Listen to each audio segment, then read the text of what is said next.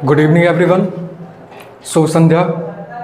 स्वागत है एक बार फिर से आप सभी का सक्सेस पॉइंट इंडिया चैनल के इस बेहतरीन और स्पेशल सीरीज़ कार्यक्रम जिसका नाम है जीके क्विज। कैसे हैं आप? और उम्मीद है कि आप सभी बढ़िया होंगे और अच्छे से आराम से बढ़िया पढ़ाई कर रहे होंगे। डेली पूछा जाने वाला क्लास में पहला प्रश्न जहाँ से क्लास की शुरुआत होती है ना, तो बेहतरीन तरीके से पढ़ते हैं और साथ ही साथ नोट्स बनाते चलते हैं प्यारे अभ्यर्थियों। और एक महत्वपूर्ण सूचना आपके लिए यह है कि क्लास के अंत में जो आज के सवाल कार्यक्रम के तहत जो एक प्रश्न पूछा जाता है डेली आपसे, उस प्रश्न को भी अगर आप डेली ध्यान में रख करके चलेंगे तो आपके लिए बहुत बहुत लाभदायक होगा। ठीक है, तो चलिए प्रारंभ करते हैं आज की इस क्लास को। और आज की इस क्लास में आपके सामने पहला प्रश्न है कि बांग्लादेश को पाकिस्तान से स्वतंत्रता कब प्राप्त हुई थी? 1971, 1949, 1976 या फिर 1965? और प्यारे अभ्यर्थियों बात करें, देखिए कि बांग्लादेश को पाकिस्तान से स्वतंत्रता कब प्राप्त हुई थी। तो सबसे पहले तो बांग्लादेश का एक मतलब की भौगोलिक एक स्थिति देखें तो जो बांग्लादेश की जो स्थिति है वो प्यारे अभ्यर्थी 1905 में बंगाल विभाजन के तहत बांग्लादेश का विभाजन हुआ।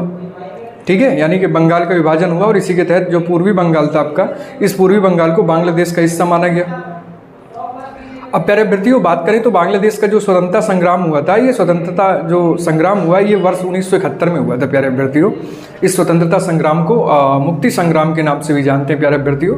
वर्ष 1971 से पहले से पूर्वी पाकिस्तान के नाम से भी जाना जाता था।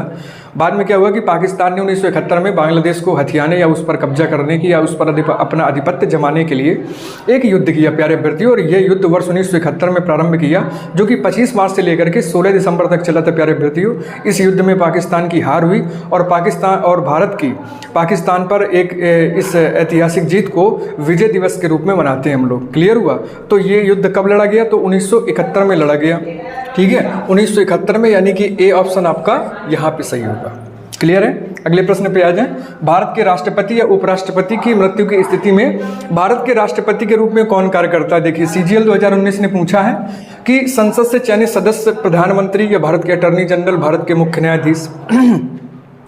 बात कह रहा है कि प्यारे अभ्यर्थियों की अगर भारत के राष्ट्रपति उपराष्ट्रपति की अगर जैसे पद रिक्त हो जाए या उसकी मृत्यु हो जाए या वो त्याग पत्र दे दे या निष्कासन हो जाए, किसी कारणवश इनका पद रिक्त हो जाए, तो प्यारे अभ्यर्थियों उपराष्ट्रपति जो होता है, उपराष्ट्रपति राष्ट्रपति की जगह संभालेगा। यानी कि उपराष्ट्रपति जब तक नया राष्ट्रपति निर्वाचित नहीं हो जाता तब तक एक कार्यवाहक राष्ट्रपति के रूप में वहाँ पे काम कर सकता है प्यारे अभ्यर्थियों। ठीक है, लेकिन अब बात करें प्यारे अभ्यर्थियों की राष्ट्रपति के साथ साथ अगर उपराष्ट्रपति का पद भी अगर रिक्त है, तो ऐसी स्थिति में प्यारे अभ्यर्थियों भारत के जो मुख्य न्यायाधीश होंगे, चीफ जस्टिस ऑफ इंडिया, जिन्हें CJI के नाम से जानते हैं, तो भारत के चीफ जस्टिस ऑफ इंडिया यानी भारत के मुख्य न्यायाधीश राष्ट्रपति के पद पर क्या करेंगे? उनके कार्यभार को संभालेंगे। क्लियर है?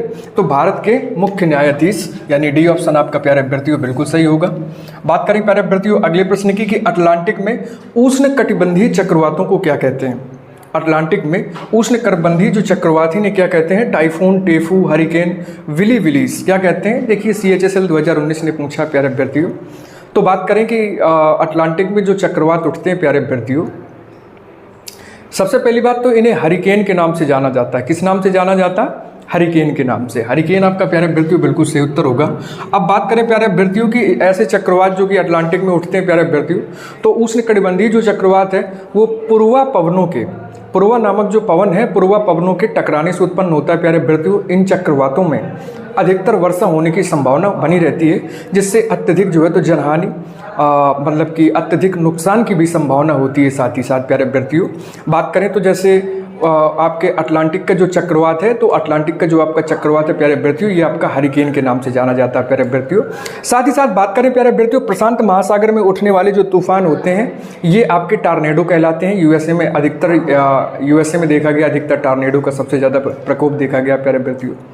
वही प्यारे अभ्यर्थियों बात करें चीन और जापान में प्रशांत महासागर से उठने वाले तूफान को टाइफून के नाम से जाना जाता है, जो कि सबसे ज़्यादा भयावह और नुकसानदायक होते हैं। ठीक है, अगले प्रश्न पर आते हैं प्यारे अभ्यर्थियों। और अगला प्रश्न है आपके सामने कि निम्न में से कौन सा पशु भारतीय रिजर्व बैंक के प्रतीक चिन्ह पर मौजूद है? रेलवे ग्रुप डी 2022 ने पूछा हाथी, गेंडा, बाघ और जेब्रा। प्यारे अभ्यर्थियों इसका सही आंसर करिएगा आप सभी लोग, इसका सही आंसर करिएगा आप सभी लोग। तो बात करें प्यारे अभ्यर्थियों की निम्न में कौन सा पशु भारतीय रिजर्व बैंक के प्रतीक चिन्ह पर मौजूद है? हाथी, गैंडा, बाघ और जेब्रा।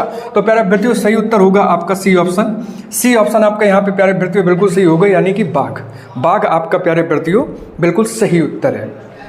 ठीक है, बाघ की बात करेंगे प्यारे अभ्यर्थियों, तो बाघ और ताड़ के जो पेड़ हैं, बाघ और ताड़ के पेड़ प्यारे अभ्यर्थियों ये आपके रिजर्व बैंक का जो प्रतीक चिन्ह है, इस रिजर्व बैंक के प्रतीक चिन्ह पर मिलेंगे प्यारे अभ्यर्थियों बाघ और ताड़ के पेड़। प्रारंभ में बात करें प्यारे अभ्यर्थियों तो भारतीय रिजर्व बैंक का जो प्रतीक चिन्ह हुआ करता था, इसमें भारतीय शेर और आपके ताड़ के पेड़ का चित्रांकन किया गया था, लेकिन बाद में इसको बदलने के एक निर्णय लिया गया।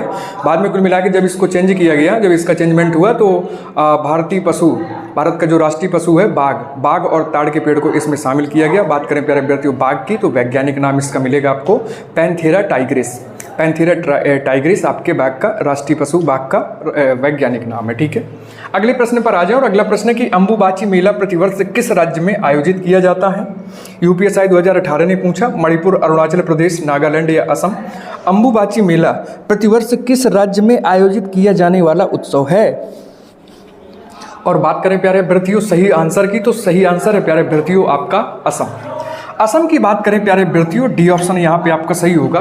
बात करें प्यारे अभ्यर्थियों तो अंबुबाची जो मेला है असम के गुवाहाटी में माँ कामाख्या देवी के मंदिर में मतलब कि आयोजित किया जाता है। यह प्यारे अभ्यर्थियों जो त्यौहार होता है तो ये देवी कामाख्या के मासिक धर्म का जश्न मनाता है, और साथ ही साथ इसमें इसे जनन क्षमता और साथ ही साथ नारित्व का प्रतीक माना जाता है इस पर्व को प्यारे अभ्यर्थियों, जहाँ से भक्तों के साथ साथ दूर दराज से पर्यटक यहाँ पर आते हैं। ठीक है, यानी कि हम ये कह सकते हैं कि अंबुबाची जो मेला है दूर दराज से भक्तों और पर्यटकों को अपनी ओर आकर्षित करता है। माँ कामाख्या देवी के मासिक धर्म के रूप का एक जश्न है, एक उत्सव है, जिसे हम अंबुबाची मेला कहते हैं। क्लियर हुआ? अगले प्रश्न पर आते हैं प्यारे अभ्यर्थियों, और अगला प्रश्न है कि भारत में वस्तु एवं सेवा कर, जिसे गुड्स एंड सर्विस टैक्स के नाम से जानते हैं, इसके लिए उच्चतम प्रतिशत स्लैब क्या है? उच्चतम जो प्रतिशत स्लैब है वो क्या हो सकती है? यूपीएससी 2021 ने पूछा प्यारे अभ्यर्थियों, 20%, 32%, 25% या फिर 28% प्यारे अभ्यर्थियों, है ना। यानी जीएसटी की जो सबसे हाईएस्ट परसेंटेज जो स्लैब है वो क्या हो सकती है? और सही आंसर होगा प्यारे अभ्यर्थियों आपका डी ऑप्शन, यानी कि 28%, 28% जो है। बात करें प्यारे अभ्यर्थियों गुड्स एंड सर्विस टैक्स यानी जीएसटी की, तो भारत के 101वें संविधान संशोधन अधिनियम के द्वारा इसे अधिनियमित किया गया प्यारे अभ्यर्थियों। जीएसटी के तहत वस्तुओं की जो दरों का जो बैंड होता है प्यारे अभ्यर्थियों वो आपका कुछ इस प्रकार है, जैसे 5% जीएसटी लगेगी, किसी में 12% लगेगी, तो 18% लगेगी, तो 28% लगेगी। यानी कि जो सबसे हाई बैंड है वो आपकी क्या है? वो है आपकी हाई जो बैंड है वो है 28%। ठीक है, इसके अलावा प्यारे अभ्यर्थियों छूट देने वाली जो अलग जो वस्तुएं होती हैं इनकी एक अलग से कैटेगरी डाल दी जाती है, इनके लिए एक अलग से श्रेणी की व्यवस्था की गई है जिसमें छूट देने वाली वस्तुएं शामिल होती हैं। ठीक है, अगले प्रश्न पे आ जाए प्यारे अभ्यर्थियों, तो अगला प्रश्न है कि निम्न में से किसे पहाड़ों की रानी कहा गया? एमटीएस 2018 ने देखिए पूछा है, धनोल्टी, अल्मोड़ा, नैनीताल, मसूरी।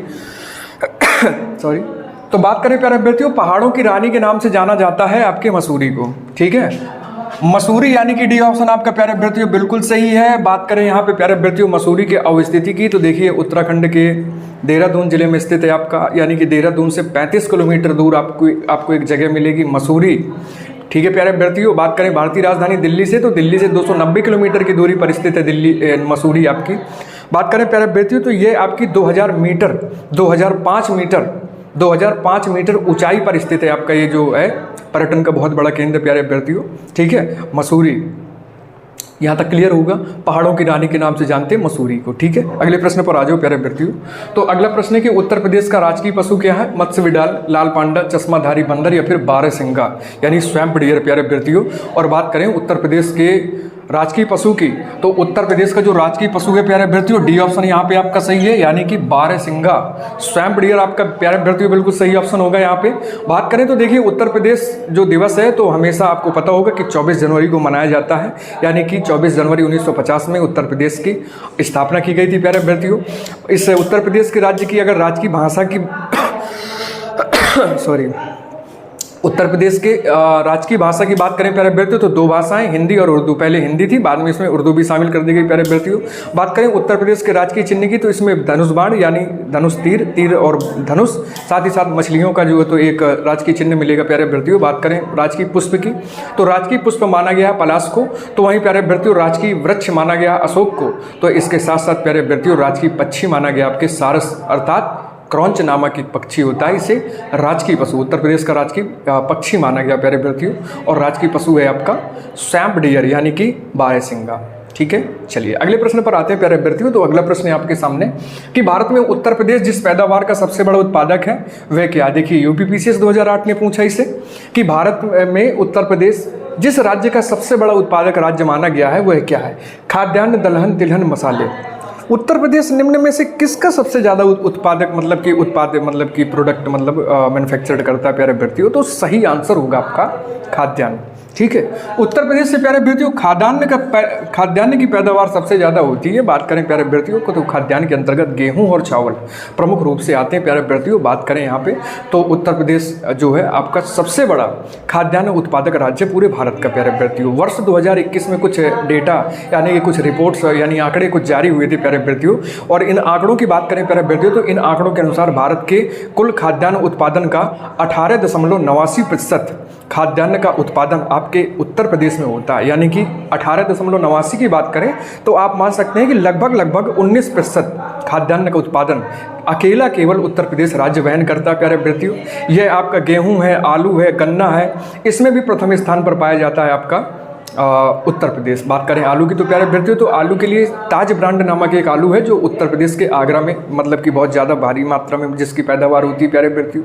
ठीक है, बात करें वहीं तिलहन की बात करें तो देखिए तिलहन के मामले में आपका राजस्थान सर्वप्रथम कि आगे है, तो वहीं दलहन के मामले में आपका मध्य प्रदेश आगे है, तो वहीं प्यारे अभ्यर्थियों मसालों के मामले में आपका दक्षिण भारत सबसे ज़्यादा आगे है। ठीक है, अगले प्रश्न पर आते हैं प्यारे अभ्यर्थियों। तो अगला प्रश्न है आपके सामने कि हाल ही में किस मंत्रालय ने स्वच्छ भारत मिशन शहरी 2.0 के तहत सफाई अपनाओ बीमारी भगाओ पहल शुरू की है। किस मंत्रालय ने स्वच्छ भारत मिशन शहरी 2.0 के तहत सफाई अपनाओ बीमारी भगाओ पहल शुरू की। आवास एवं शहरी मंत्रालय, ग्रामीण विकास मंत्रालय, स्वास्थ्य एवं परिवार कल्याण मंत्रालय या फिर प्यारे अभ्यर्थियों कृषि मंत्रालय। और सही उत्तर होगा प्यारे अभ्यर्थियों आपका स्वास्थ्य एवं परिवार कल्याण मंत्रालय। स्वास्थ्य एवं परिवार कल्याण मंत्रालय जो है आपका, ठीक है, सॉरी माफ़ी चाहता हूँ मैं कि स्वच्छ भारत मिशन शहरी 2.0 के तहत प्यारे अभ्यर्थियों तो अगर शहरी की बात होगी तो आवास एवं शहरी मंत्रालय प्यारे अभ्यर्थियों आपका बिल्कुल सही ऑप्शन होगा यहाँ पे। बात करें प्यारे अभ्यर्थियों तो आवास और शहरी जो मंत्रालय है इसने प्यारे अभ्यर्थियों 1 जुलाई से 31 अगस्त तक यानी 2024 में ही अभी हाल ही में 1 जुलाई से लेकर के 31 अगस्त तक एक अभियान चलाने की एक मुहिम प्रारंभ जो है तो करेगा, जिसकी उद्देश्य की बात करें तो प्यारे अभ्यर्थियों इसका उद्देश्य स्वच्छता और स्वास्थ्य पर ध्यान केंद्रित करते हुए शहरी स्थानीय निकायों का मानसून की चुनौतियों से निपटने के लिए हमेशा कि सजग रहना, तत्पर रहना प्यारे अभ्यर्थियों कि मानसून से लेकर के जो आगे आने वाली जो बीमारियां हैं इन बीमारियों से हम कैसे मुक्ति पाएं, इसका प्रमुख उद्देश्य रहा प्यारे अभ्यर्थियों। इसी उद्देश्य के साथ साथ बात करें प्यारे अभ्यर्थियों तो स्वास्थ्य एवं परिवार कल्याण मंत्रालय ने अभी हाल ही में स्टॉप डायरिया नामक एक अभियान की पहल शुरू की है, जिसमें से डिहाइड्रेशन को लेकर के और कुछ छोटे बच्चों को भी लेकर के कि उनके शरीर में पानी की कोई कमी न रहे और उनसे डायरिया न उत्पन्न हो, डायरिया की वजह से निर्जलीकरण जैसी समस्याएं ना हो, इसलिए स्वास्थ्य एवं परिवार कल्याण मंत्रालय ने स्टॉप डायरिया नामक एक पहल का अभियान का शुभारंभ किया प्यारे अभ्यर्थियों। बात करते हैं प्यारे अभ्यर्थियों आज के अंतिम और आखिरी क्वेश्चंस की कि हाल ही में भारत ओलंपिक अनुसंधान एवं शिक्षा केंद्र का उद्घाटन कहाँ किया गया था। जयपुर, गांधीनगर, पटना या फिर लखनऊ। भारत ओलंपिक अनुसंधान एवं शिक्षा केंद्र का उद्घाटन कहाँ पर किया गया था। तो सही आंसर होगा प्यारे अभ्यर्थियों गांधीनगर में किया गया था। यानी भारत ओलंपिक अनुसंधान एवं शिक्षा केंद्र का उद्घाटन आपके गुजरात के गांधीनगर में किया गया था। इसका स्क्रीनशॉट लीजिएगा प्यारे अभ्यर्थियों। बात करें ओलंपिक अनुसंधान एवं शिक्षा केंद्र के उद्घाटन की। तो प्यारे अभ्यर्थियों, इसका उद्घाटन 23 जून को राष्ट्रीय रक्षा विश्वविद्यालय गांधीनगर गुजरात में किया गया। प्यारे अभ्यर्थियों, भारतीय ओलंपिक संघ की जो अध्यक्ष हैं आपकी पीटी उषा ने भारतीय खेलों में ज्ञान, नवाचार और प्रदर्शन के केंद्र के रूप में बी कोर की भूमिका पर प्रकाश डाला। प्यारे अभ्यर्थियों, बी कोर की बात करें तो बी कोर एक ऐसा शैक्षणिक केंद्र है जो ओलंपिक मूल्यों को साथ ही साथ ओलंपिक के खेलों को क्या करता है, बढ़ावा देता है। प्यारे अभ्यर्थियों, बात करते हैं आज के सवाल कार्यक्रम की। तो आज के सवाल कार्यक्रम में प्यारे अभ्यर्थियों आपके सामने सवाल है। इससे पहले की बात करें कल के प्रश्न की, तो कल हमने आपसे प्रश्न पूछा था कि भक्ति आंदोलन में शैववाद को क्या कहा जाता है। भक्ति आंदोलन में शैववाद को क्या कहा जाता है, और इसका सही उत्तर है प्यारे अभ्यर्थियों नैनार। ठीक है, इसका सही उत्तर है प्यारे अभ्यर्थियों नैनार। और आप में से सब लोगों ने जिन्होंने सही आंसर दिए हैं उनके नाम कुछ इस प्रकार हैं प्यारे अभ्यर्थियों, जैसे चाहत सिंह है, छोटी रानी, सीलू विश्वकर्मा, आरती शिवहरे, आकांक्षा वर्मा, और इसके बाद में सही जवाब दिया है आपके प्रिंस गुप्ता ने। प्यारे अभ्यर्थियों, बात करते हैं आज के सवाल की। तो आज का प्रश्न प्यारे अभ्यर्थियों की सोडियम हाइड्रोक्साइड निम्न में से किस पदार्थ का रासायनिक नाम है। सोडियम हाइड्रोक्साइड निम्न में से सोडियम हाइड्रोक्साइड निम्न में से किस सामान्य पदार्थ का रासायनिक नाम है। ऑप्शन है आपके सामने bleaching powder, borax, caustic soda या फिर चाक। मतलब कि सोडियम हाइड्रोक्साइड का सामान्य पदार्थ का रासायनिक नाम क्या है। Bleaching powder, borax, caustic soda या फिर चाक। प्यारे अभ्यर्थियों, ये था आज आपके सामने आज का जीके क्विज कार्यक्रम कैसा लगा, इसके लिए एक आपका महत्वपूर्ण एक फीडबैक चाहिए मुझे। ठीक है, तो अपना एक फीडबैक, एक जो भी आप लिखना चाहो प्यारे अभ्यर्थियों। मिलते हैं आपसे कल इसी क्लास में। तब तक के लिए अपना ख्याल रखिएगा, सुरक्षित रहिएगा, नोट्स को हमेशा मेंटेन करके चलिएगा प्यारे अभ्यर्थियों। नमस्कार, जय हिंद, शुभ रात्रि।